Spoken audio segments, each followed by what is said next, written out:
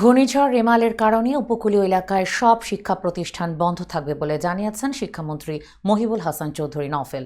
পরিস্থিতি স্বাভাবিক না হওয়া পর্যন্ত এই ছুটি অব্যাহত থাকবে বলেও জানান তিনি। রোববার রাজধানীতে আন্তর্জাতিক মাতৃভাষা ইনস্টিটিউটে শিক্ষা প্রকৌশল অধিদপ্তরের 2023-24 অর্থবছরের RADP বাস্তবায়ন এবং চলমান উন্নয়ন কাজের অগ্রগতি ও মূল্যায়ন বিষয়ক কর্মশালার উদ্বোধন শেষে সাংবাদিকদের একথা জানান শিক্ষামন্ত্রী। তিনি বলেন, স্ট্যান্ডিং অর্ডার অনুযায়ী জেলা দুর্যোগ ব্যবস্থাপনা কমিটি যে সমস্ত অবকাঠামো আছে সেগুলো ব্যবহার করার সিদ্ধান্ত নেবেন, সেভাবেই তারা সকল ব্যবস্থা নেবেন।